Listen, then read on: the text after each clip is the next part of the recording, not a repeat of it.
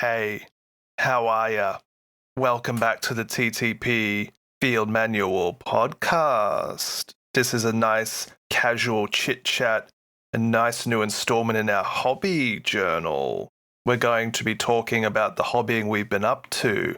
We're going to have a couple of talking points, including what we want from the next edition of Warhammer. But before we get into all of that, I got to say hello to me boys. Hello to me boys. Hello. Howdy, howdy. We have myself, it's Joshy. We have Jonny. We have Zakky. There's three of us. You can count. Good luck. 1, 2, 3. 4. Oh, damn it. How we doing, boys? Oh, getting on. We're here. We're ready. Are we? Oh, I hope so. We've been talking about nonsense for about 40 minutes before we hit record. The takedown of Pornhub. Oh, RIP. And hello to Increase VPN stocks. NordVPN, please feel free to sponsor. NordVPN. Not sponsored, but it is installed. All right, lads. We are 2 months past our last time we did this. Can you believe that? Has it really been 2 months? Is it really March already? Yeah, it's March 8th as of recording. Oh. This will not come out. I was going to say, March that's a 8th. bad idea. We record this on March 8th. It will release sometime in March, but by the time we're recording, yeah, it's been like 2 months. That's crazy, lads. That is crazy. Let's see. There are 71 episodes in our catalogue. Currently. The last hobby journal was episode 66. Oh, whistling won't come across in my mic. I shouldn't do that. That's fair. No one wants to hear that, so it gets cut. Yeah, no one really wants to hear you whistle into a microphone. That's a bad idea. Yeah. So before we get into our proper discussion, let us do a quick little podcast update and recap. As I've just established, it's been 2 months since we did our New Year, New Hobby episode. Before that, we did our December book club, the Red Gobbo collection. We had a preview show reaction. And since then, we've been pretty cash. We've had a couple of more relaxed episodes, including Jonny and I going through every single Warhammer release 2025. There was so many, it was 2 episodes. Yeah, they're on fire. And my notes are on par to be at least double the amount of releases for this year, 2026, in comparison. I'm not even slightly surprised. It's been a big year so far. Yeah, Jonny, you and I have done a list building tips video that's doing really well. It seems that a lot of our beginner friendly content does really well. So thank you all to be tuning into that. If you're new here, welcome. The most recent episode that was published was our Horus Heresy Dropsite Massacre book club, which is also doing well. It's good to hear. I'm glad people are enjoying it. Make sure you read the next book club so that you'll be ready when Joshy is. Whoa, what a segue, Jonny. Hey, do you want to show notes for us? Go check out the Discord. Do the things and the places. Come say hi. Links are in the bio. All of that stuff. Read the book club. Joshy, what are we currently reading? Hell's Reach. That's it. By Aaron Dembski Bowden. Eventually, Josh will get halfway through the book, and then I will start it. You know what's so ironic is that I've already read it twice in the past. And yet I still have to wait. How far into it am I? Let me double check. I think I'm 3 hours into it already. Oh, good. Because the first couple that I read really quickly, and then had a difficult time remembering what was going on by the time we got to recording it. Yeah, you can do it in the week before we record, I guess. I get a lot of time to read, so it's not that big a deal. Zach, are you reading this one, or are you just going to listen to us digest the book later? I'll listen to the episode. Zach, where's your literary curiosity? He left it at home. Not this home, He's another at home. Someone else's home. So, in the future weeks, you can expect us to be covering a lot of the new 40k hotness. We're going to be glossing over the 500 Worlds, Maelstrom, and quite plausibly the new Eye of Terror stuff over the next couple of weeks. We'll be covering pretty much everything from the lore to the boarding actions to the campaign systems to those freaky, funky custom character rules. Heck, in anticipation for the Maelstrom, I might even be chucking out a little Bad Ab War recap, you know? Oh, A little Bad Ab War. that would be when Mr. badass. Huron goes from good guy to bad guy. From what I gather, he was never really a good guy. Well, you see, everyone's morals are compromised when it comes to imperial taxes, Johnny. Yeah. Rabute Gilliman made the taxes too high. This was before G-Man was up and about, man. Basically, the TLDR of the Bad Ab War is Huron and his folks were in control of a sector. They were under attack by various forces. The Imperium's like, oi, send us your tithe. And they're like, we're busy. And then after a while, they sent more strong-arm forces to be like, give us your tithe. And they're like, again, we're busy. And then that became a civil war. Yeah, math checks out. That checks out, right? Yeah. And now look at them. They created their own enemy. Idiot Imperium. Gosh, Imperium's so dumb. That's what they do. All right.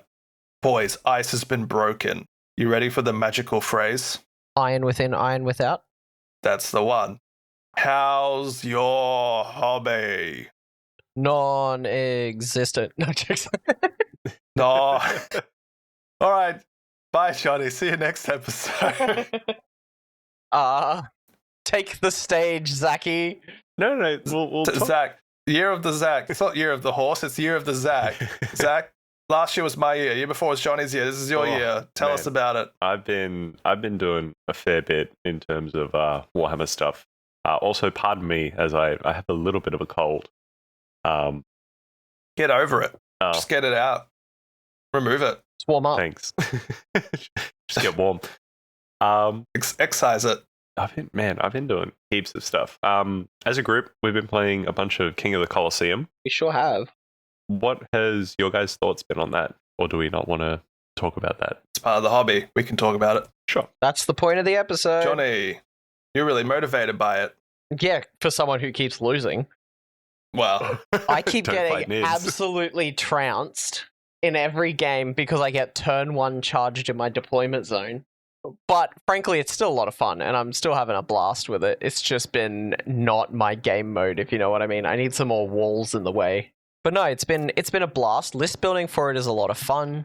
The few little restrictions really hamper your ability to just throw poo at the wall and see what sticks. Like, you really gotta think about what is you're that a doing. Death Guard joke? You really got to think about what you're doing in that list building mode, and there are some very degenerate combos within this game mode that unfortunately are just a thing because different armies are more imbalanced at these lower points. But that's kind of what happens when you have a game that's designed around 2,000 points and you're trying to play at a quarter of that size, right? Yeah, for sure. But it's quick, it's easy and fun. I think a lot of what Johnny said rings very true. The list building is definitely a bit of fun. I always get a little bit miffed when you end up with like 470 points or like 510 points. You're like, God damn it. But I made, I think, 5 or 6 lists throughout all the factions I own parts of. So definitely been a fun little experiment to build up a list. I played with the salamanders, which I thought was just quite funny. So I was going up against you, Zach, who's building salamanders. You're like, what are you playing, Josh? I'm like, oh, salamanders. He's like, what the fuck? But on our Discord, a couple of us have been talking a lot over the last couple of months about salamanders and list building. And you know what? I'm already locked in, boys. I'm going to play salamanders and trounce my good buddy here, Zach. Yeah, you smashed me.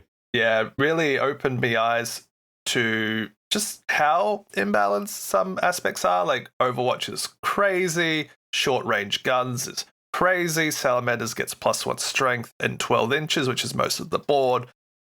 Our friend was playing a lot of Gene Stealers, and as Johnny pointed out, got turn 1 Dipstruck. Colosseum is play on tabletop's format, and they've been recently doing a new season of their stuff, and you can sort of see just how swingy things are. I play Sisters a lot at 2K. I will not be bothered to take them into Colosseum, considering that army rules get dice from your units dying, and we're at 500 points, when you could just do like Oath of Moment Space Marines and every round be like, that one's going to die. It is. Yeah. Yeah. You both hit the nail on the head. Great job. Some armies just by default excel far better than other armies. You know, very hypermobile, get up in your face armies like World Eaters, Emperor's Children, armies that have access to a lot of torrent weapons like Death Guard and Space Marines by default just are very good. But it is a very fun, very quick as well game that you can smash out a few games in. One of the things you and I were talking about, Zach, is that when you play 40k, it's obviously at the 2,000 points limit. That's typical. Takes a while, especially if you're new. And around that round 2, 3, you really start to sort of see the direction the game's going. Of course, you can do like a round 5 clutch win, but overall, after round 2 or 3, you're like, oh, this is where it's going. I've already been here for like 2-3 hours. I don't know if I could do this for another hour, knowing I'm just going to lose. In Colosseum, you play maybe an hour tops if you're doing it quickly. Maybe you win, maybe you lose, but then you re-rack and do it all again with new information, and that gut feeling of, oh, I'm losing is very quickly alleviated by going again. And that's really cool. Yeah, it is. It is. Yes, by about turn 3 or so, the writing's on the wall, and you can sort of take it or leave it from there. Play it out, see if you can clutch it out or not. Yeah, I was talking to you, Jonny, about why don't we try an alternating activations a la Kill Team? And you said, well, why don't we just play Kill Team then? And I get it, but it might be something to consider as an alternative game of Colosseum, especially if we're considering, Tau versus Gene Stealers, for example. Yeah, no, I just have to not be even anywhere near my line, apparently, or go first. Yeah. But yeah, we've been playing King of the Colosseum. It's been fun. More fun for some people, less fun for Jonny. Oh, I still have a blast. Don't worry about me. I'm not a sore loser. No, you've been a pretty good sport. Just a loser. No jokes. I'm not a sore loser. I'm just losing. I take it on the chin like a champ. Don't worry, guys. I'm well aware of the game. I have a feature on a podcast. It's all about Warhammer. And I'm like, wait, I lost? Mate, I just need to stop playing armies that just have bad units. That's why I don't want to play Sisters at 500 points, because even a Canoness is like 60, 70 points. A Palatine is 50, 60 points. And they don't do a whole lot within Colosseum format. I mean, you can do stuff, but I was looking at taking War Suits at 220 points just for some toughness and offensive output to keep up with some of the lists that I put together for other factions, such as an AdMech Oops All Cataphrons list. In a game mode, the Oops All is not meant to work. Hey, 1 unit of Cataphron Destroyers, 1 unit of Cataphron Breaches, done. Chuck in a Tech Grease, some Servitors, easy, done. That's it. What has your Colosseum list been, though, boys? What have you actually played in Colosseum? What have you put together for 500 points? What haven't I played? I've attempted to force Chaos Knights multiple times to very little luck. I've played a few different CSM sort of vibes. I've been list building for all sorts of things. I even played Khorne Demons as a list. Oh, that's right, yes. Bloodletters are cool, but they're so glass cannony that if they don't get the charge off, oh no, they dead. Oh no. Or at least that's the vibe I got.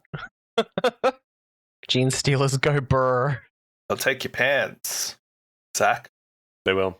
What about you, Zakky? What have you been playing in the Colosseum? I've been playing Deathless Chosen. I've been having a lot of fun with that detachment. It's been particularly fun. Getting very good with it too, might I say. Oh, thank you. But yeah, it's been a bit of fun. Mortal wounds are really good at small point games, even though it seems like my enemies never really take mortal wounds, but it's whatever. Sometimes you forgot. No. No. No. No, it's the dice. Yeah. It's not me. Absolutely. Sometimes I have been forgetting, and it is what it is. But no, I've been having a lot of fun with that list. So, what about you, Josh? I have put together, according to my filter here, 8 Colosseum lists. I only played one of them, but I have a Necron's Cursed Legions list. I have an Admech Cataphrons focus list. Funnily enough, I made a Death Guard list just looking in your box while you were playing. I'm like, what's left? I have the Salamanders list. I have a Tyrannid Synaptic Nexus list, which was very much inspired by Play on Tabletop's Jordan and what he ended up running. And I kind of looked at my small NIDS collection. I'm like, oh yeah, look at that. I have all that stuff. Very similar. And I have an Eldari list, which is actually Harlequins. And then I have 2 Adeptus Sororitas lists because I put one that's my usual play style, looked at it and thought, gee whiz, that's not going to do anything. And then I came up with another one, which is a lot of Angry Penitents. I've only played the Salamanders. I had a 10-strong squad of Infernus Marines led by Librarian with Immolator for a big Overwatch threat. Lieutenant with Combi Weapon for an objective monkey / just choosing one of those objectives to get reroll wounds of 1. And then a squad of Aggressors as a bit of a distraction piece, and a squad of normal Intercessors for stickying. Is this list going to be valid anymore? No, because the Lieutenant with Combi Weapon went up by like 15 or 20 points in the very recent balanced data slate. Grr. I needed it. It did. Rip. Ultramarines. That's why we can't have nice things anymore. Redemptor Dreadnought, up. Lieutenant with Combi Weapon, up. Repulsor Executioner, up. What else? Was Vindicator up? Probably. Bloody Ultramarines. Oh, damn. Anywho, that's it. That's what I got. Oh, what was my Death Guard list? Zach, tell me if this is a good list. Lord of Contagion leading Death Shrouds, a Fetid Bloat Drone with the Mower, and Fetid Bloat Drone with Heavy Blight Launcher. Oh, fuck it hell. Is that a good list? Nah, probably not. It's 6 probably models. Not worth running that. 6 models. Don't do it, please.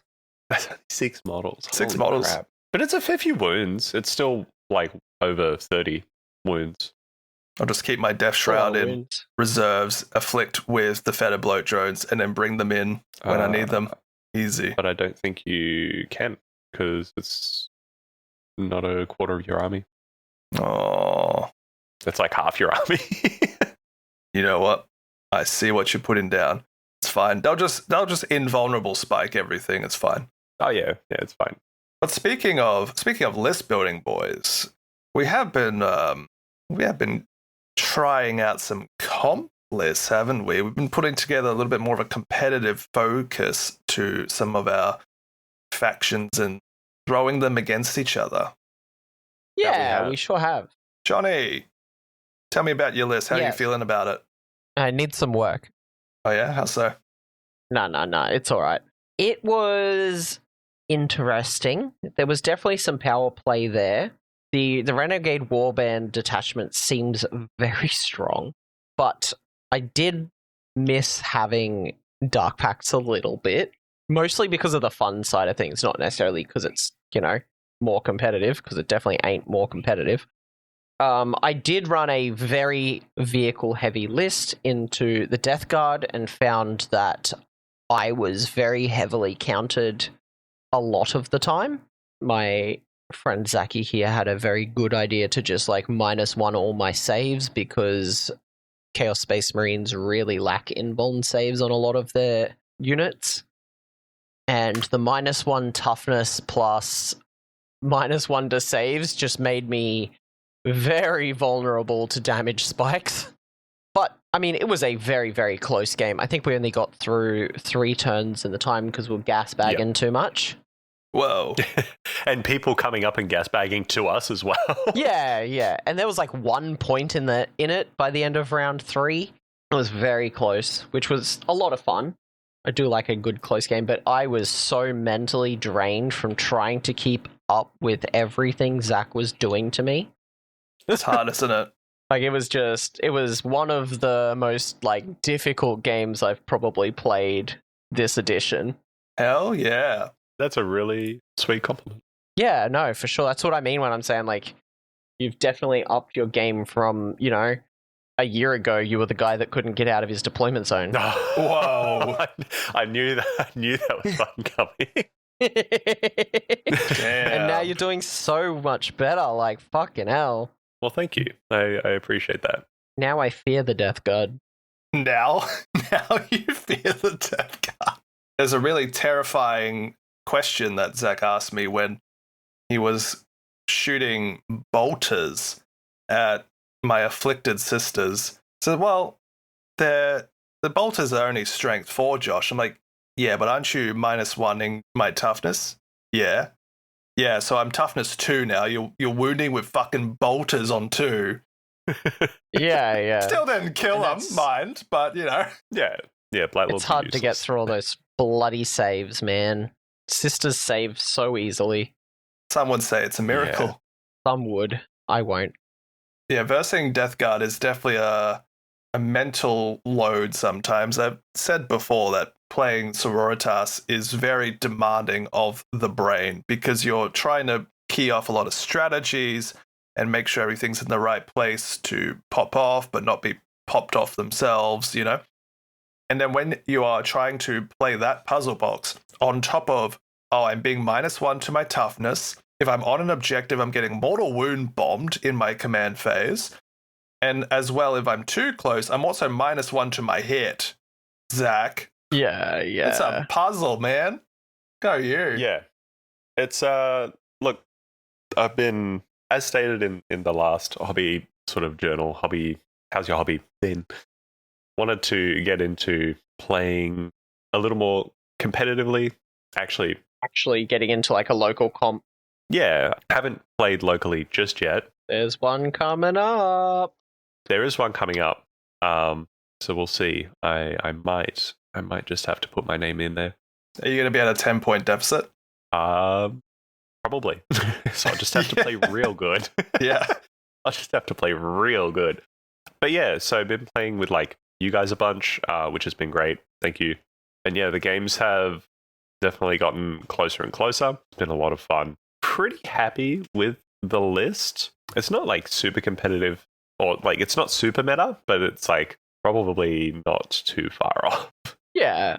What's the list? Well, I have just put it into New Recruit and it's saying that I'm like at 1930. So I must be missing something somewhere. Whoa. Awesome points changes happened. No, only winged DP for Went down 15. Death Guard. That's the only change. Oh, did he now? And he's still not good enough to take. To run. Yeah. So the list is Typhus, Lord of Contagion, Lord of Virulence. Typhus is with 20 Poxwalkers. Lord of Contagion is with 3 Death Shroud. Lord of Virulence is with 5 Blightlord Terminators. I've got 2 squads of 5-man Plague Marines, 5 Blightlords, 6 Death Shroud all over, 2 squads of 3, 40 Poxwalkers all up. The 20-man go with Typhus and then 2 squads of 10, 2 Chaos Spawn, 2 Fetid Boat Drones with Blight Launchers, 2 Myphitic Blight Haulers, and a Chaos Rhino. Oh, you're missing the Sorcerer, aren't you? Well, no, he was supposed to come out, so... But did you replace him, is what I'm saying? As in those points that are missing, is that the Sorcerer that's missing from the list? It was at like 1975 with the Sorcerer, and then I took him out and then added another 10-man of Poxwalkers. Okay. Which is 65. But now I'm not sure. But anyway, there's something missing in there, but that's all right. He'll work it out next time he plays. Yeah, probably. Maybe. Chaos Spawn? I was going to say, have you added enhancements? Because that could be it. I have. Warprot and Helm of the Flying King. So I don't know. I'm useless. It's fine. Tallyman. That's what it is. The Tallyman who sits on the home objective. Tallyman. Yeah, okay. And that brings me to 1980. So. Oh, Tallyman.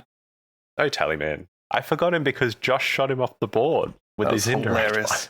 That's so And rude. so, yeah, the list has like a lot of ability to afflict at range with the Lord of Virulence being able to make an objective marker that is up to 30 inches away and that he can draw a line of sight of afflicted, and the Plague Marines can shoot, make enemies afflicted. It's a really fun list. Like I said, not super meta, but it's pretty good and it's very fun. So makes my opponent sweat. So be the meta you want to see. So I've been trying to gamify my Sororitas into more of a competitive stance. I feel like I've got their number down pretty well after playing maybe 12 games with them over their lifetime, having built the collection up specifically to get to 2K, so I played with the same units more often than not. Played my first sort of game with the list against you, Zach, as if I was to go shopping and get some more things. Second game, I thought, nah, that's just silly. Just make a list around what I actually own. And that went really well. Sorry, Tallyman. That was quite funny. What I get, I was like, Purge the Foe was the mission. I had Assassination drawn. What was the secondary for killing? No prisoners? Something like that. And your Tallyman was way hidden. I had an Exorcist tank. I rolled my shots. Got only a couple to hit. I got only just one to wound. You failed your save. And I said, how many wounds does he have? You're like, 6. I'm like, 6? What the fuck? And I looked over and had a 6 in my miracle dice. I'm like, well, my D6 rocket does 6 damage. Thank you for 9 victory points, mate. Damn. That's pretty good. You were like, is that Tallyman alone? Yeah. Cool. Meet artillery. Indirect. Very strong when it does what it needs to do. Absolutely. So I'm currently in a restructuring of my list to try and eke out a little bit of utility from the infantry picks. I find that my infantry, such as my Battle Sisters and my Dominions, they can do really well for me from like a Miracle Dice generation when they are being split up by Immolators. But overall, I feel like I'm missing little key ingredients. And so my current list, the stuff that I have played a lot and will continue to play with, includes a Battle Sister squad that is being co-led by Juna Tharuta, who is going to be generating me command points, as well being led by the Imagifier. The Imagifier has an enhancement in the Hallowed Martyrs detachment that allows me to cycle Miracle Dice in my command phase. So that's really fun. The Imagifier improves the saves of the unit. Junith makes the unit harder to actually hit. So that's real spicy. That was a really good combo. Yeah, real spicy backfield brick. I have the quintessential unit, Morven Val and her Paragon warsuits that just sneeze at someone and they're dead. It's great. I love it a lot. You see 4 girls in battle suits, you're like, okay. And then they're like, is that Mortarion over there? But where's Mortarion? I got Saint Celestine to just be annoying as all get up by moving around doing objectives with a bloody Theonopane 4. I've got what I call the ICBM, the Intercontinental Ballistic Mistress, who is a canoness with jump pack and the through suffering strength, ridiculous nonsense, which can potentially swing down a whole night by herself. Which is crazy for one girl. I mean, it is crazy. It's like a 3 CP combo that she has to then die before she starts fighting. But yes, it's crazy. It's cracked. So actually, you basically get her really hurt, and then she's doing like 4 damage. She's got the Blessed Halberd, so she's got 6 attacks, hits on 2, 6, 2, 3. If she's really close to death, that numbers go 7 attacks, hits on 2, strength 7, AP 2, 4 damage. Her ability, Divine Deliverance, once per battle, add 3 attacks, but she has Devi wounds. If you have her with a Zeph squad, which I usually do, on a charge, you get to have Sustain and Lethal. If it's just a generic fight phase, without a charge, you get to pick just one of them. What you do is you pop the Fight on Death strat. You also do the Righteous Vengeance strat, which allows you to reroll hits, and if you're really hurt, reroll wounds.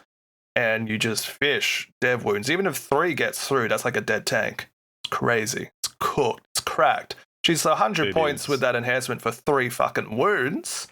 But hey, I mean, it's a lot of fun, though, isn't it? She trades up real well. It's insane, actually. And then besides that, I usually have Dominion squads being split by an Immolator just for activations. I have the Castigator Battle Tank MVP. It just does so much damage with all its bolters and such. The Exorcist Artillery Tank is surprisingly decent for me, even though it's a bit expensive. Got a couple of Mortifiers running around because one of my detachment stratagems allows you to taunt. So if you're in engagement range with multiple of my units, and one of my units is either a walker or a character, you can spend a CP and your opponent's attacks have to go into that unit. So you'd be like, oh my god, there's Morven Val in her unit. But if you got a lone cannoness with a once per battle 2-up invulnerable save, you're like, by the way, you have to fight her now. Yes. And yeah, it's a little bit cooked. Right now I'm trying to weave in Celestian and Sidiance, the new kill team, with a Palatine as a bit of a smash unit, because the Celestian and Sidiance are packed to the brim with anti-psycho 4+ dev wound weaponry, and you could potentially swing up a Demon Primarch if you're lucky. Crazy. Always good to take in some anti-psycho, even though it's not as prevalent. But they also get reroll hits on a precision target. So you get to choose a target, and you get reroll hits and precision. If that unit is dead by any means, if you have the chick with the oratory backpack, you can just pick a new target. It's cooked. It's cracked, actually. But against regular units, there could be better picks. I'm also trying to figure out if I pick up Sisters Novitiates, the little novice girlies, because they infiltrate, which allows me to start farming more miracle die earlier because they have a flag. Flags are great. Put them on a midfield objective. So that's more or less the list. There's, an Immolator, humming and hawing about where I put in some smaller units, maybe some Arco Flagellants or a Minister and Priest, but overall, that's the list. Hello Martyrs. It cracks people over the head before they know what's happening. It's a very good list. Very, very tough to fight against. I don't think we heard your list, Jonny. We didn't hear my list. Do you want to quickly go over your list? I sure can. I'm still very much in the early stages of this competitive sort of vibe. So I'm still really trying to work out what I want to do. I'm partially waiting for Iron Warriors to get released to see what we're looking at there. But in the interim, I'm kind of playing around with a few different strategies, very vehicle focused, which is very John. Very vehicle focused. Just a little bit, mate.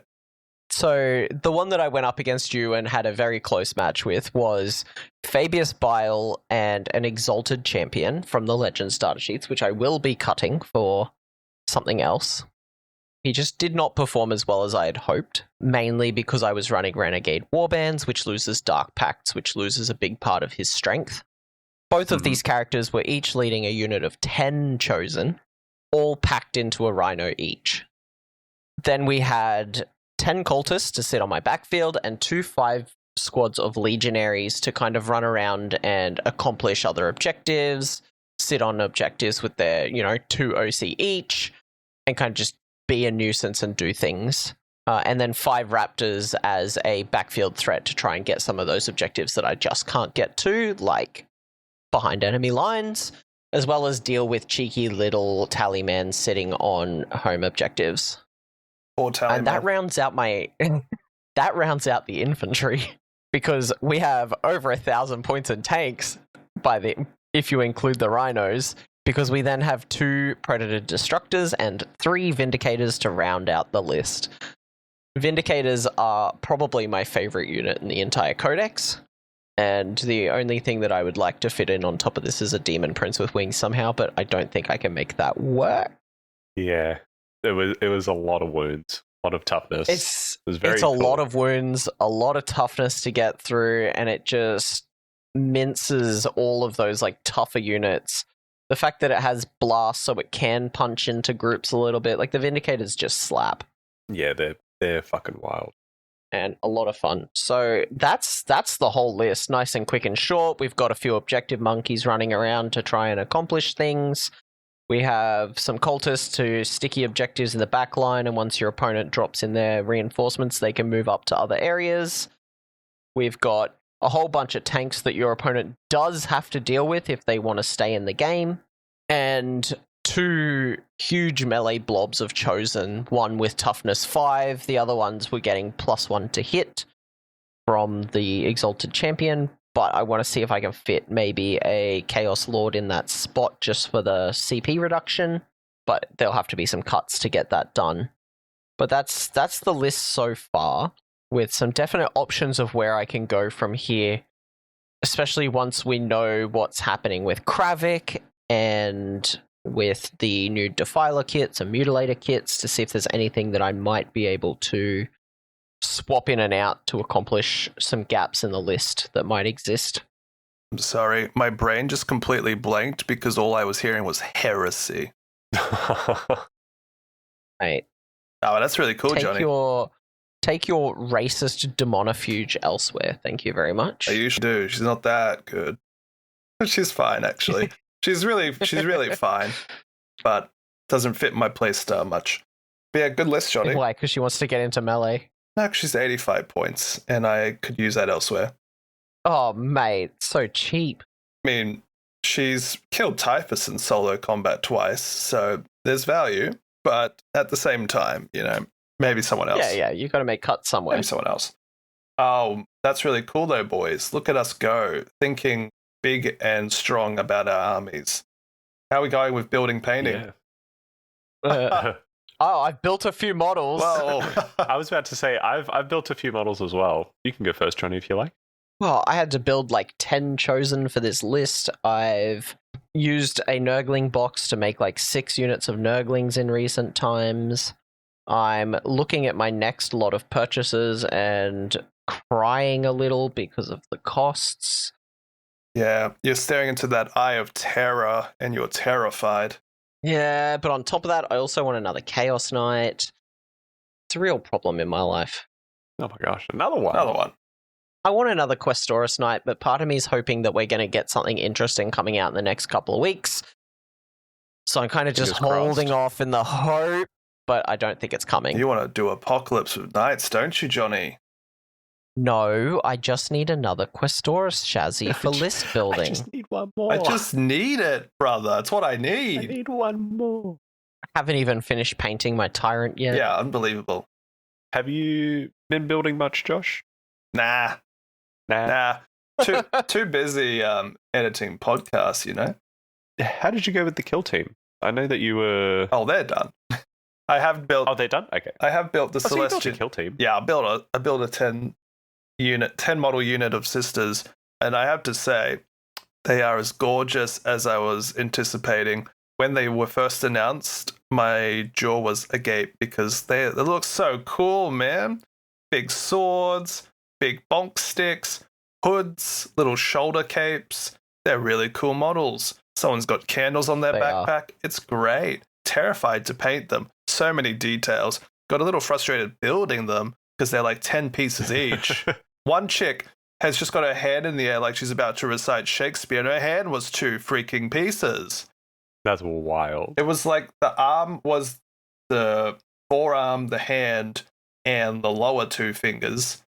And the second piece was the next 2 fingers and the thumb on top of that. I'm like, why? Why are you doing this? Got to stop those mold lines. Instead, you get gaps in your model. Oh, the mold lines were really minimal, if at all. It was really cool to see. The last kill team kit I put together was Corsairs from a couple of years back. And bloody hell, that was a nightmare. Every piece you needed was on a separate sprue from the one you just looked at, it felt like. Whereas this, they're all bunched together. The Sisters themselves had letters engraved into their pieces, somewhere out of sight, out of mind. That was really cool to see. Yeah, like Sister 1 would have A engraved in her various pieces, like the connection points. Then Sister 2 had B and so forth. And it was good because not only did they have that, but the pieces were next to each other.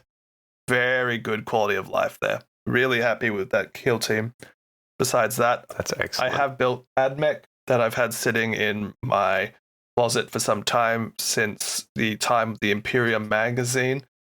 Hilariously, I was building them in anticipation for Colosseum, but I misremembered how many units I had and couldn't do 500 points, boys. When your list is that poorly priced. Yeah, but it was pretty cool. I have a couple of tech priests. I got a Skitarii Marshal. Somehow it's 35 points for a model. That's wild. Some Skitarii Rangers. 35? Yeah, dude. 35 points for a character. Skitarii Marshal. Easy. But then, That's so if silly. you do a 6 model unit of Cataphren, one of them's more tough and lethal than the other one. I think Breaches? Destroyers? Whichever one's more expensive is like 320 points for 6 models, and they're chonk. So yeah, I built some Sisters. I built some AdMech. I think the little Skitarii are a bit short, but they're really cute, actually. Cuter than I was expecting. Yeah, that's all my building, actually. I don't think I've touched a paintbrush this year, despite meaning to. Oh, I don't think I have either. Don't worry. My hobbying time when not editing has gone into video games, which we'll come back around to. Zach, tell us about your acquisitional journey. I will quickly touch on a couple of things, and then we can skedaddle this along so that it's not too long of a recording. It's fine. We'll fix it in post. I don't know if I mentioned last time I did build up to 1k worth of salamanders, and I have played 2 1k games with them. They're very fun. It was cool to play with a Space Marine team finally, and so that was awesome. How'd you like Oath of Had a lot of fun Moment? with that. Oh, it's awesome. Yeah, I was wondering how like all these bolter armies dish out damage, and turns out when you have access to the tools that the Imperium has access to, that's how things like Oath of the Moment and whatnot. So built those, and I have picked up 2 battle forces, and 2? yeah, that's about it. What'd you pick up, Zach? I picked up the Vile Victorium for Death Guard. More Death Guard. You want to do Apocalypse with Death Guard, do you? So okay, I already had 4,000 points, but Crazy. everything in the box was somehow something I could use, which is obscene. And I was like, well, I guess I'll just pick it up, and then with kit bashing a couple of Plague Marine characters and some extra Plague Marines so that I can do some different loadouts, that puts me at 5,000 points. So yep, got that. And then I got the Eldritch Raiders battle force. I was initially looking at the Red Corsairs, and I was like, oh man, I don't need another Chaos army. Too much chaos. And so I was like, you know what? Those Eldari look pretty freaking sweet. Don't they just? So potentially as a reward for painting my air quotes competitive list, I'll go ahead and reward myself with more models to build and More paint. stuff. You've created your own season pass rewards track. I said to you last night, Josh, I haven't even opened the box. I haven't even touched the box. You could resell that if need be. Haven't had a quick squeeze. You haven't had a sniff of the or plastic. anything, so no. So I will hopefully, yeah. Anyway. Nice, gentlemen. Super duper. All right, boys. We're going sideways into a talking point. I want to do, in these hobby journals, 1 to 2 little side topics that aren't quite enough for a full episode, but I want to talk about them nonetheless. Let us talk about a couple of things each that we want to see out of the next edition, iteration, revision, whatever it's going to be for 40k. We'll use the term 11th for now, but whatever the next thing is, what do we want to see in the rule system? Jonny, I know you think about this a fair bit. Oh, no. Come back to me. Zach, I know you think about this a fair bit. Get everyone else out of the way first. Okay. I mean, I won't steal the obvious one. No, please. I want Space Marines to be more overpowered. I want double Oath of the Moment. 3 awesome moments. Oh, wait. We already have that. Yeah. I would love to see more sub-faction support. I feel like in the last couple release waves that we've seen, there's been like super duper amounts of sub-faction support, Flesh Terrors, Kriegs, Eldari Corsairs, all that sort of stuff. I would love to see them not cast that to the wayside and sort of keep up that momentum and see those sub-factions supported with, it doesn't have to be like a super amount of detachments, but maybe have like 1 or 2 detachments dedicated to that sort of playstyle. It would be a shame for them to do all these releases and then be like, yeah, nah, don't worry about it. Sorry, we forgot about you. Yeah. That would be a bummer. Do you guys want me to steal the really obvious one? Yeah, go for it. Whatever you feel like stealing. Free rules. Whoa! Make the rules free. Oh, Heresy. brother, can I interject real quick to say a little bit of what we were messaging each other about yesterday? It's like, oh man, I really want to read the Maelstrom Raid and Ruin stuff for the campaign episode that's coming out soon. And then you're like, oh, I found some like shops online that are still selling it. I'm like, the fact that I can't just go on the Warhammer website to look at these rules in a PDF, even purchasable PDF, is freaking wild to me. I have to go to YouTube page by page, flips. What the hell? You want me to play your game or not? Yeah. Small crash out, sorry. Don't make it as They don't make it as accessible as you would hope. Doesn't really encourage new players to come in too much. But then again, they're seeing so much growth. I guess they're probably looking at it like, why would we? We're still selling stuff. I mean, they're not really competitors from a market share, but War Machine, Infinity, Malifaux, they all have rules online that you can just go click on right now and go for a read. Yeah. Yeah, free rules. Because that's what they need to do to compete with Warhammer. You hit the nail on the head there, Jonny. Unfortunately, Warhammer is so huge that if these people charged for their rules, no one would look at them when you could just go play Warhammer, you know? Those codices make so much money. Yeah. As we said, we might complain about it, but they still sell out every single time they release something. Yep. That they do. So whether that's a supply problem or just a demand problem is up to them to decide. But, I mean, they're making the money. At the moment, I imagine there's a huge supply demand because they're gearing up for their next big launch box, I would imagine. Yeah. If that's the direction they decide to go, yes. And one more. Yeah. So speaking of the Maelstrom, I think it's really cool. Some of the customizable leaders that you can do. I think that 10th edition, I wasn't present in 9th, but 10th edition did a really good job of You're not missing out. Taking a step back, stripping the game to more of a bare bones level.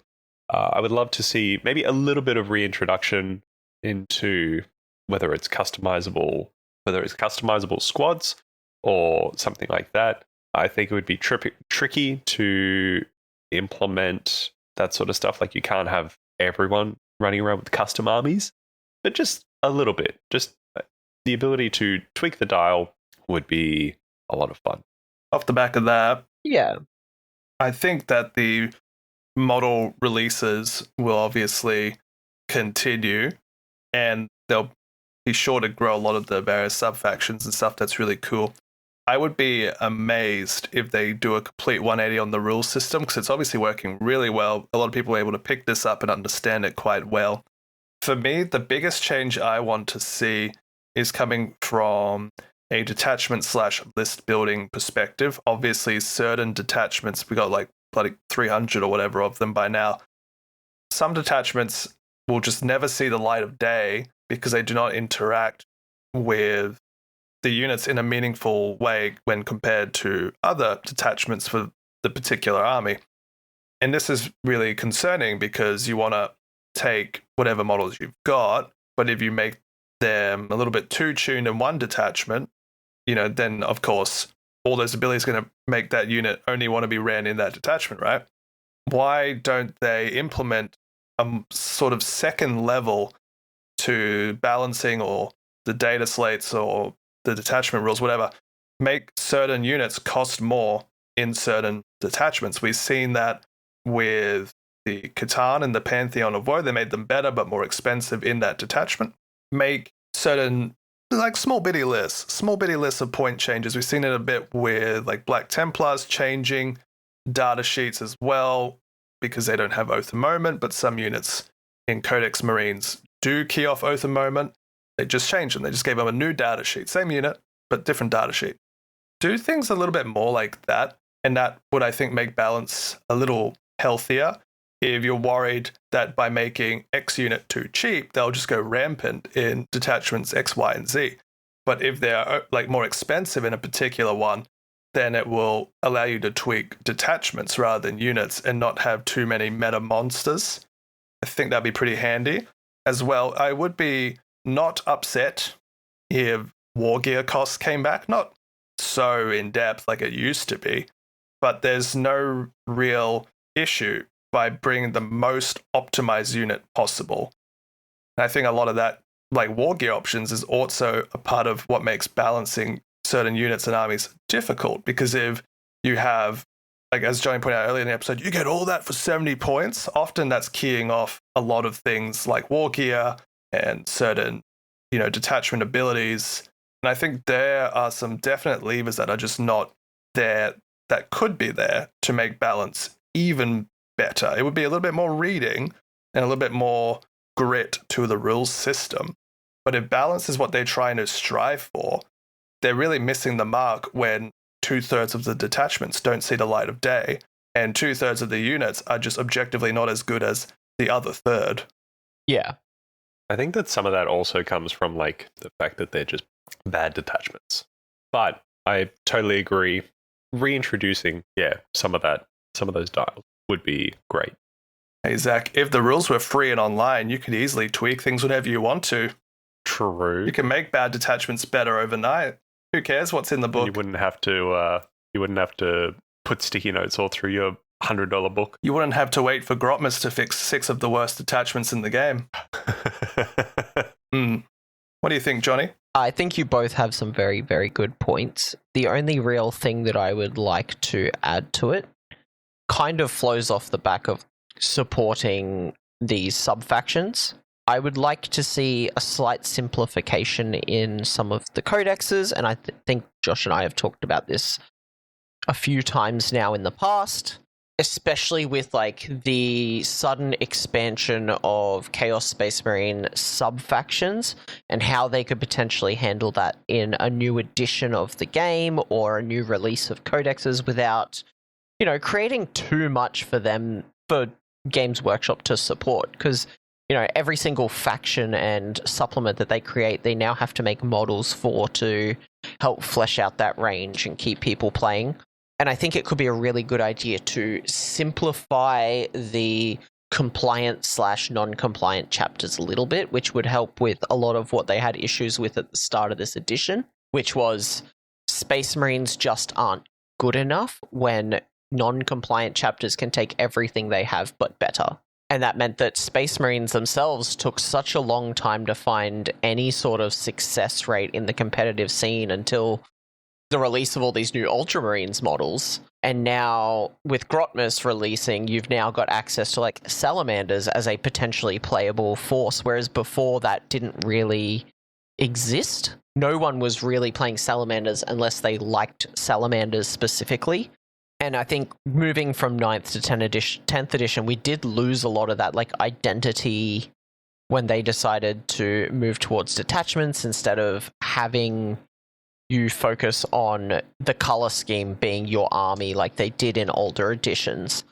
But in order to like help fix these potential problems in the early stages of, potential index releases or reverse compatibility of codexes and all of that in the next edition, maybe make non-compliant Space Marines their own thing, their own codex instead of just a supplement, and have compliant Space Marines be their own thing.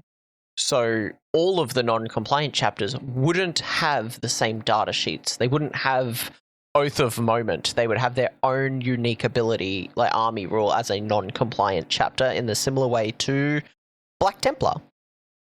And have all Oath of Moment or whatever they decide to do be your specific your compliant chapters army rule. And then when you get to Chaos Space Marines, you can do a very similar thing. You can have, these are your Chaos Space Marine factions that are, like following the Black Legion or whatever, like very focused around that side of things. And then you can have your Renegade chapters be their own book or something like that. Or, you could have Iron Warriors and all these Night Lords and all these ones that they're now making model ranges for in their own codex, instead of trying to just create one detachment around these different styles of play.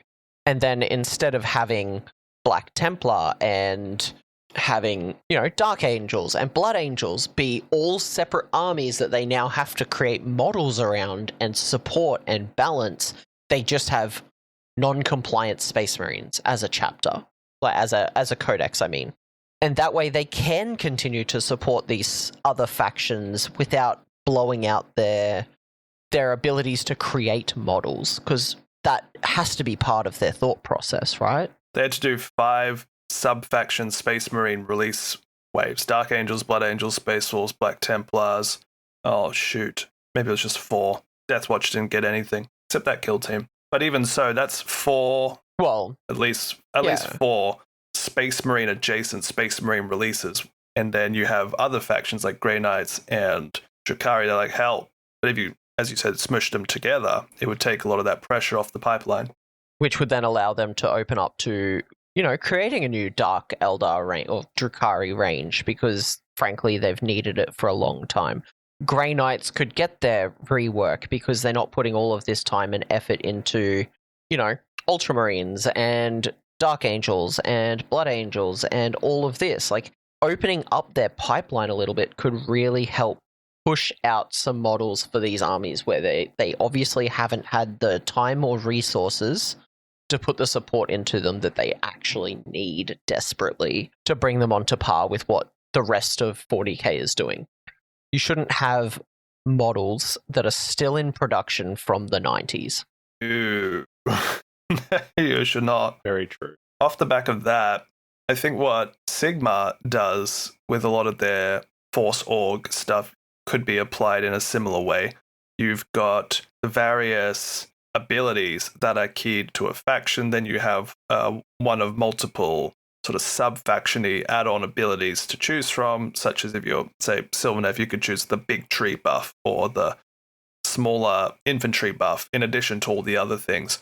But what I really enjoy the look of is the Armies of Renown, a much more closed-off list-building experience where you are shoehorned into certain units and you are given a unique set of abilities, provided you are running this. Ideneth Deepkin, my beloved, for example, have the Volturnos, the High King of the whole faction, has got one of these Armies of Renown. If you bring him and a bunch of cavalry and whatever else, you get a more limited roster, but a more tailored set of abilities for them.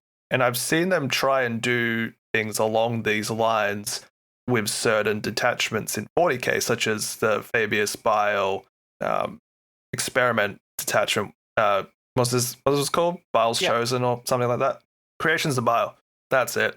There you go. There we go. And we are seeing it a little bit now with Titus and his Reclamation Force, Vulcan with his Forge Father, Huron with his Master's detachment. And they're all really well and good. But if you're just like, here are a bunch of like epic hero specific stuff, these are the ideas we're working with, there you go. If you want to do Fabius Bile and friends, there you go. If you want to do Huron and Co, there you go. And that opens up a little more of a restricted but tunable selection of actual detachments. And if you're wanting to just focus on detachments like a generic playstyle, you can. If you want to focus on the more fluffy narrative stuff, you can. I don't know if I'm quite getting my point across, but I think you could sort of chop and change how lists are built within 40k a bit better. Yeah. And if they do flip switch and take away all what the codices and supplements have built up from a variety aspect in the next revision of the rules, I think if they stick to just say one detachment for everyone, no, don't do that. When Sigmar released, there was 4 ways to play each faction. 4 ways. Drukhari had to receive an emergency second attachment because the first one was just jank as all get up. And then they received their codex 2.5 years into the edition. No, don't do that. I would like to see backwards compatibility with this edition. I would like everyone's codex to be legal until they get a new codex. Imagine that. That's a great idea. I would like that to happen. I think that is a must-have. Absolutely. Stick with the detachment system, just rework it a little bit. And just be like, instead of an index, your codex that you have spent $100 on is going to get a little bit more life out of it until we re-release your codex with the new and updated, rebalanced detachments and whatever it is that they do. If they want to rework someone's data sheet, like make them stronger or tougher or something like that, would you be happy to see like little changes like that, or just?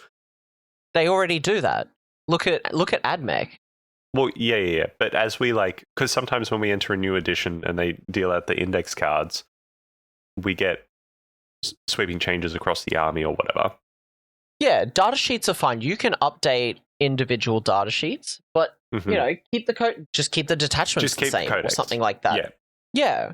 Like basically, just use the don't use the throw old it out rules. the window. Yeah, I think that's a great idea. The success of 10th edition, everyone has these codexes. Let them use them. Yeah. You've spent 3 years, making the rules. As Josh said before, Drukhari didn't get their rules until 2.5 years into the edition. Yep. It's a shame to just throw that out the door. Let them use the rules. And, we saw a similar thing with Imperial Guard at the end of 9th edition. They were the last codex that came out, and then within 6 months, their rules are obsolete. Yeah. We don't want that. That's such a feels bad moment.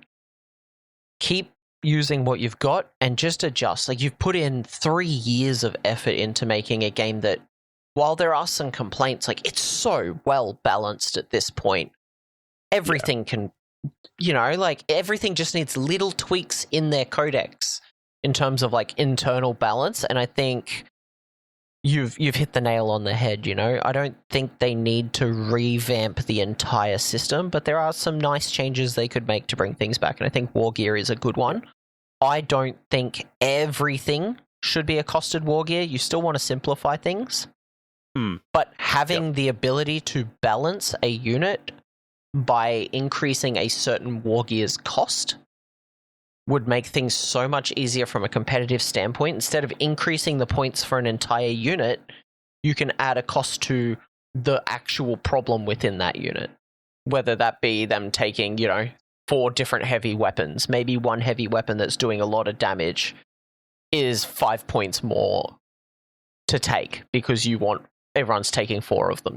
For a good example would be despoilers and their double Gatling cannon. Oh. Which is a big problem. Imagine if they could individually increase the cost of a Gatling cannon so that it'll push people to maybe take 1 and something else, instead of increasing that whole model's cost solely on the back of the best possible loadout. And you could even just, because where it says in the the loadout section on the data cards, you could just say instead of X weapon, you can take this weapon instead, add 5 points or something like that. Yeah. And I think things like that would really help with the balance side of things. Just pushing people in the right direction without completely ruining a model and its ability to be played. Not that it worked for that specific example, because everyone's still running it. But, Absolutely. It's the feel of the problem. How can we solve this problem without completely ruining someone's ability to play what they think? Because the other loadouts for the Despoiler aren't that terrifying, but that specific one is what everyone's running because it's just the best possible option. Yeah, that keys into another one of the things I had in mind, which is to not be overreactive with nerfing things or overtuning things. How many times in this edition has something poked its head above the rest of the meta? And so the response was not to tune one lever or two levers, but three levers. You make units cost more. You make detachment rules change. And then you make datasheet abilities change. Yanari, when they first released, were an absolute freaking menace. What was their reaction? Point changes, detachment change, datasheet change at the same time. More DACA was an extreme thing. Not only did more DACA be changed as a detachment, but the units ran within had points nerfs as well. So then their units were being taken out of circulation from other detachment play styles because of the sins of a detachment that was now dead in the water because the detachment rule changed, stratagems changed. Why did you need to make the units aught so bad? Like, what is the overreaction's purpose?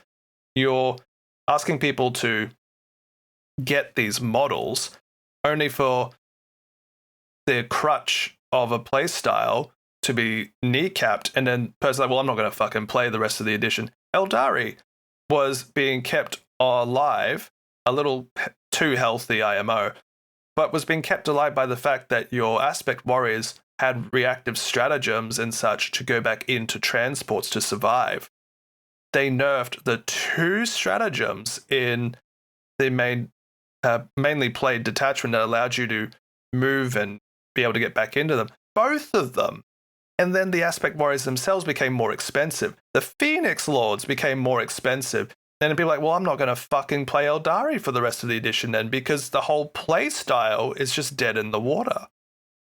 What am I going to play, Wraith? Sure. Why not? Wraith Lords are cheap.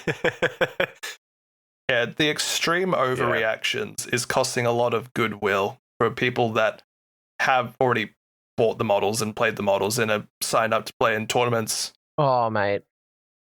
And also, like, when you buy these models, they're not cheap. Like, they are an investment of our time and energy as well. So when you drop, $400 and something on a battle force because you're like, these models are really cool, and then a week or two later, they're like slap down your entire army to unplayability.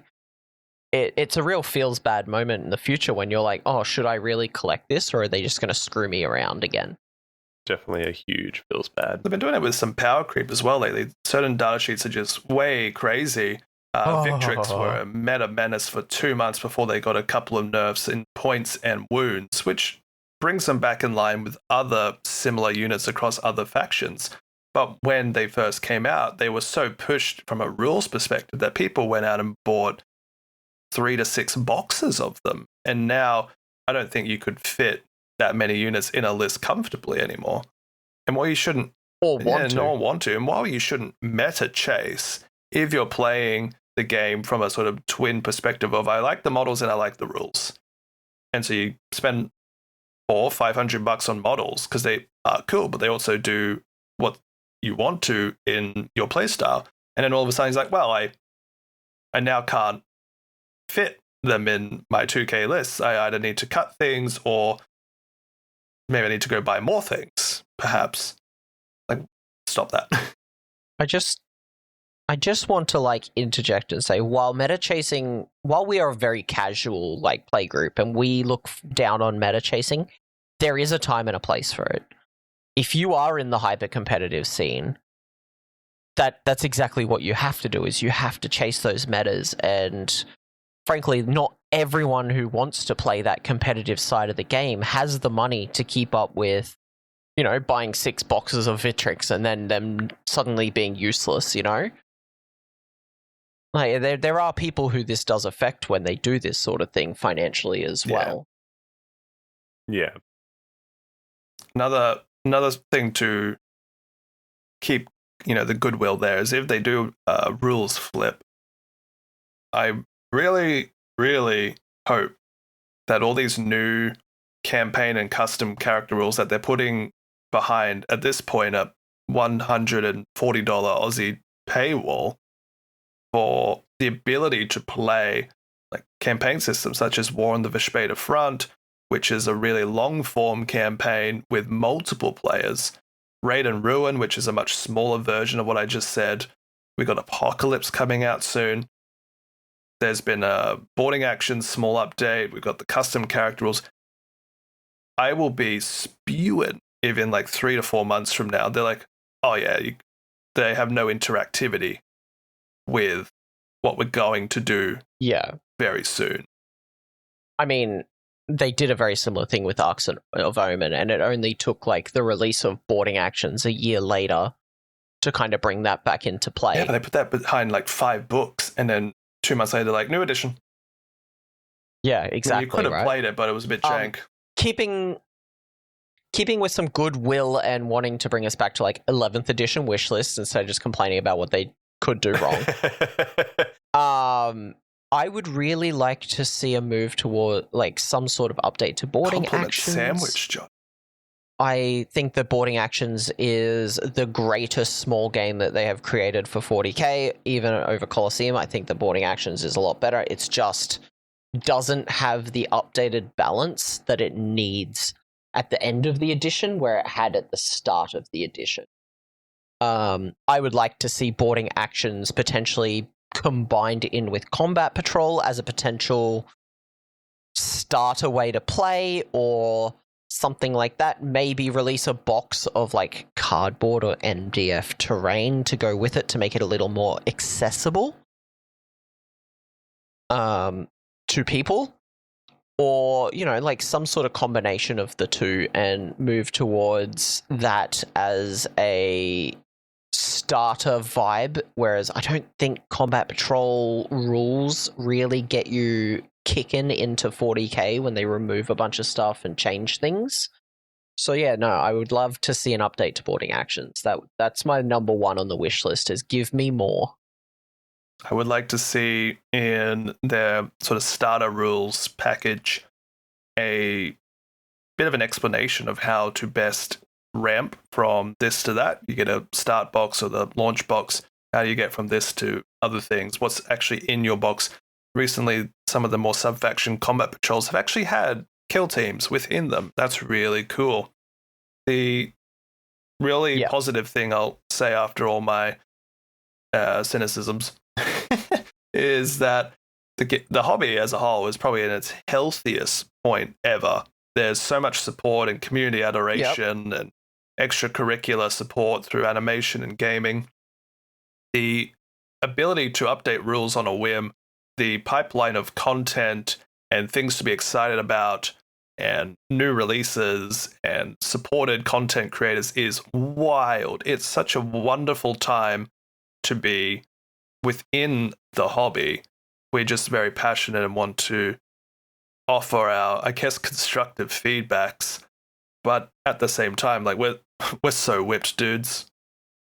Oh yeah, I'm not going so anywhere. Whipped. Oh, for sure. I'm so deeply invested at this point. They're doing so well, and even like the rulebook stuff, even if they were to be phased out, just an absolute treat to flick through. I've recently been reading through all the 500 World stuff, and just the product in my hand is so nice to have that I'm not even like mad to pay for it, as silly as that sounds after what we've just been saying, because I had a blast reading through it all and seeing all the showcase with the modeling, all the artwork. It's good stuff.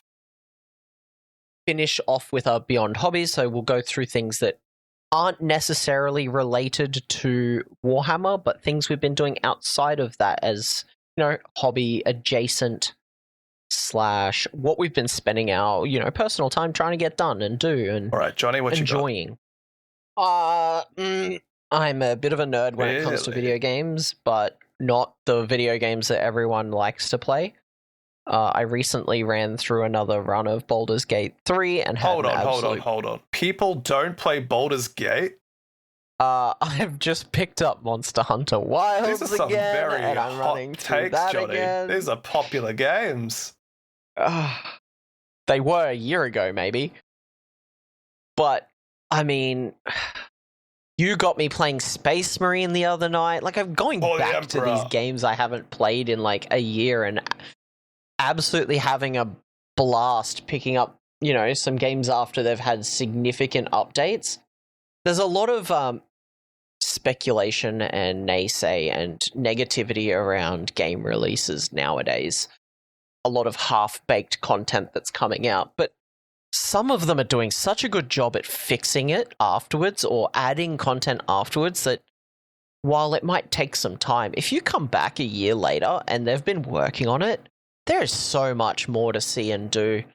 Games like No Man's Sky are a, show of this. Like, look at where it is from where it was. Monster Hunter Wilds has so much more content going on and is so much better balanced, and they've fixed all the CPU issues. Like, it runs so much smoother than it did.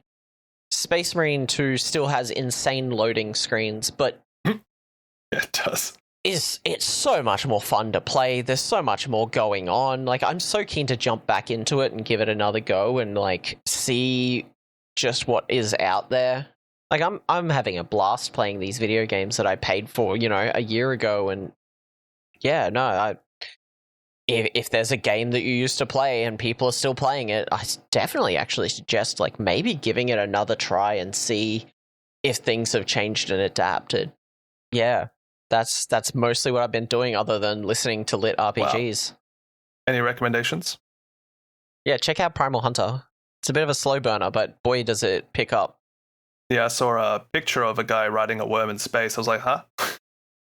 He actually goes in the worm, but sure. Okay. All right. That's Sandy, the giant Interesting. cosmic space worm. Right. Of course it is. My bad. How could I forget?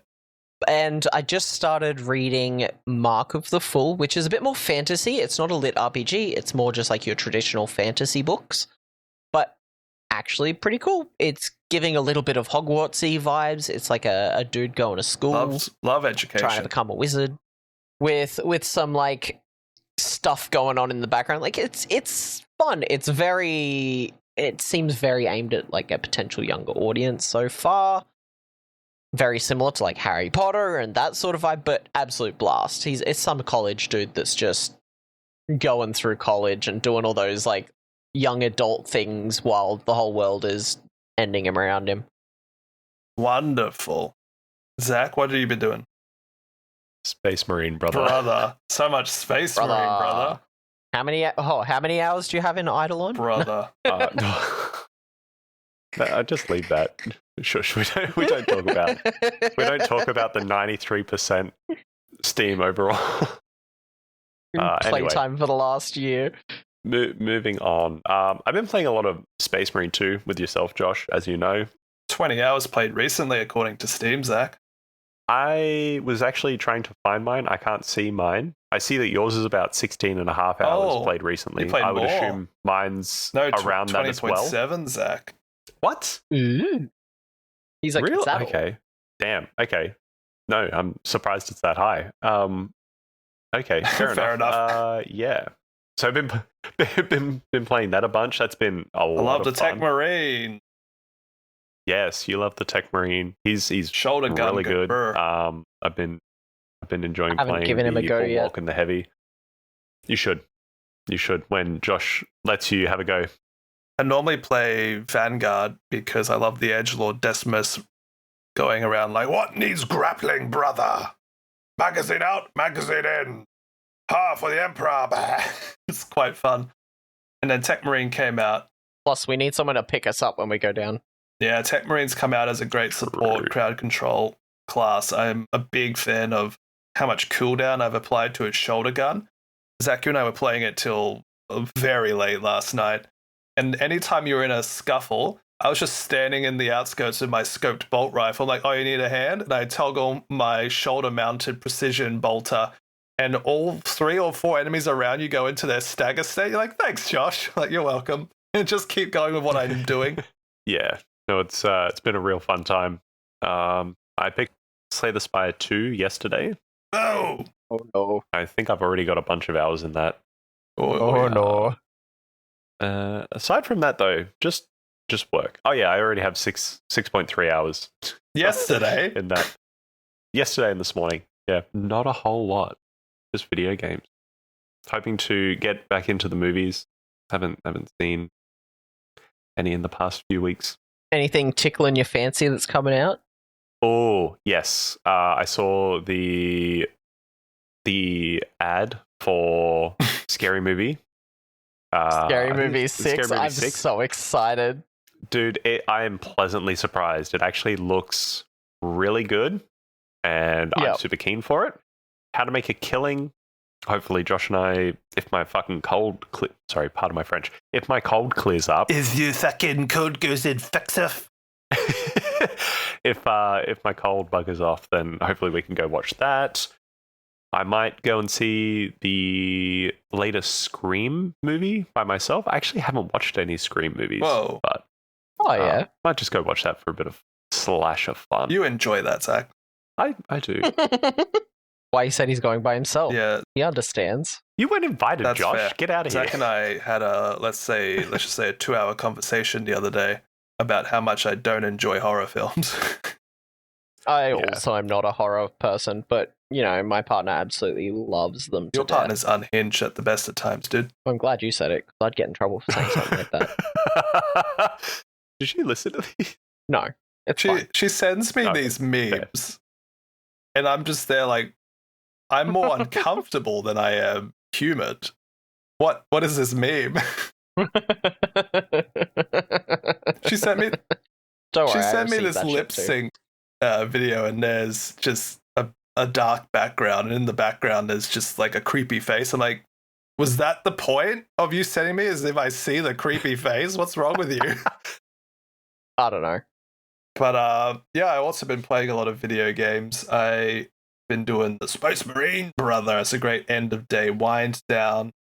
I picked up the indie title Death Howl and have been very much enjoying it. Death Howl is a beautiful game. The soundtrack is very ephemeral and ethereal and dreamy. The writing is a little bit macabre and mature. The idea is you are in old-time Scandinavia, a shaman woman who's lost her son, and so she ventures into the afterlife to go get his spirit back to life.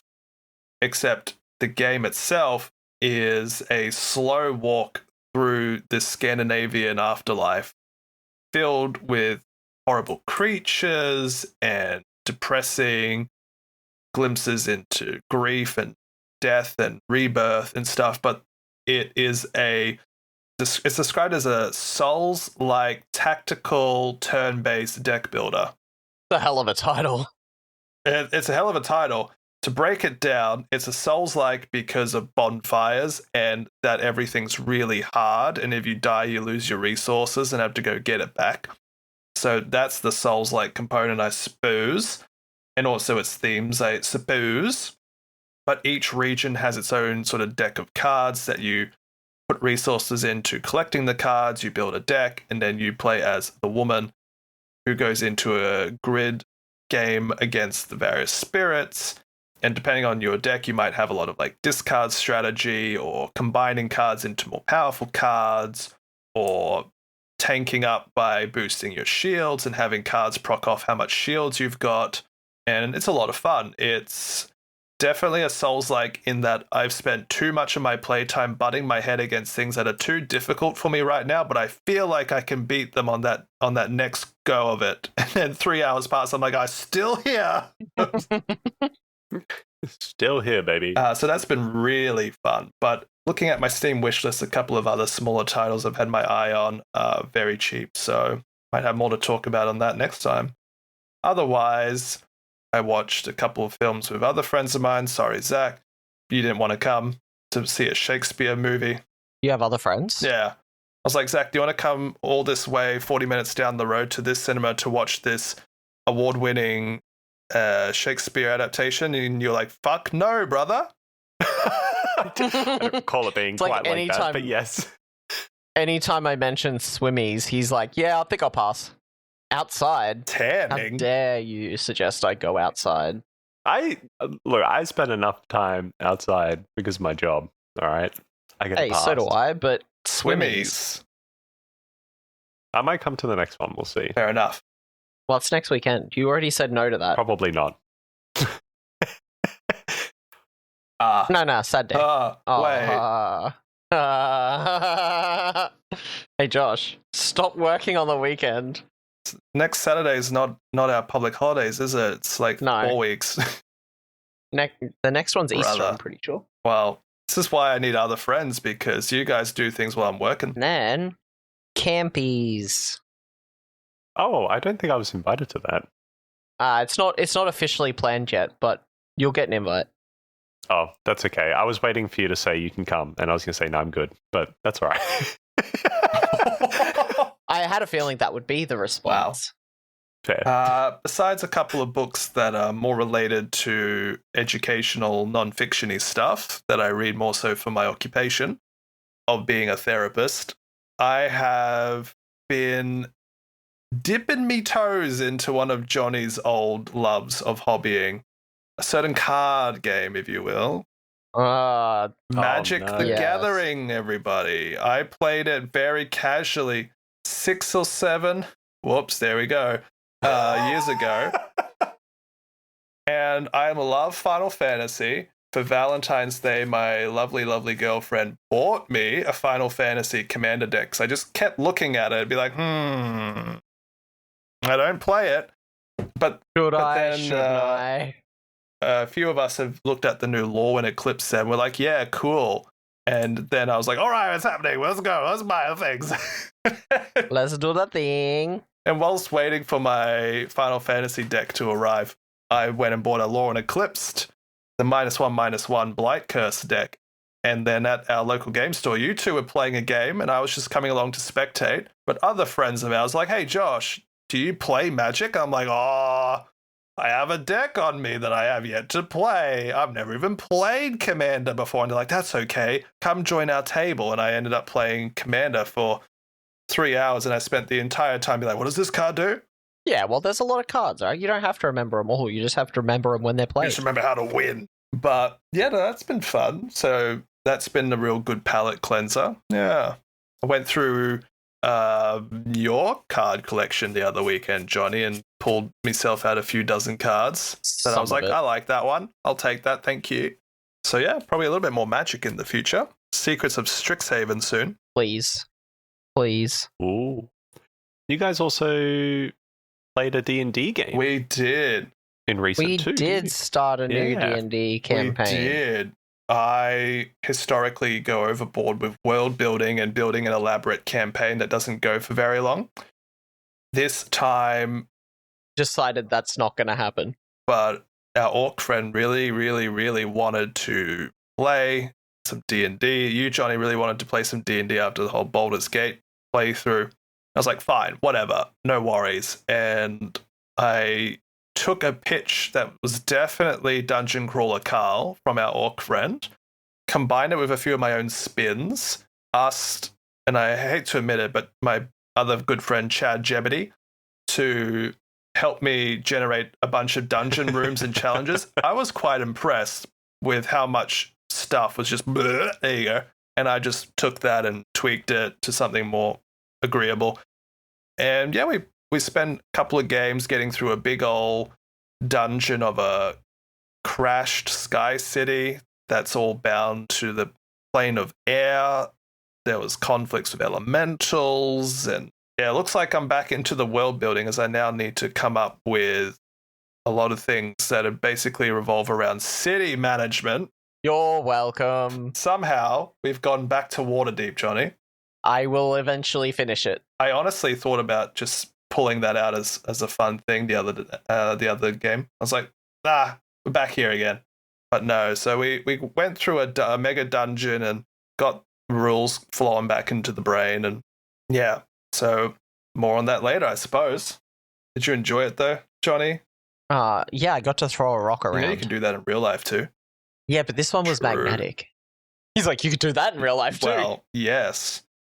But yeah, I think that covers it mostly. That's it. That's it. That's We're our done. That's our, at this stage, bi-monthly recap of everything hobby with little talking points. Good stuff. Yeah, no, that was good. Well, Thank you thank you for listening, all everyone. for You, Oh, I you see how it two, is. All right. you two sort you this out outro between us. you Go and on. do it. Nah. No, It's your outro now, boy. I just wanted to say thank you to everyone. Oh, You're closing you're us out. closing us out. Okay. Thank you, everyone, for listening to this episode. And as Johnny said earlier, go ahead, do the things, follow, join the Discord, say hi, come play Space Marine 2 with us, brother. Tell us what you've been hobbying. Yeah, tell us what you've been doing. And Josh will now say the name of the book that you need to go listen to. Hell's Reach. And with that, I think we'll see you in the next episode. Bye. Ka-chow. Peace out.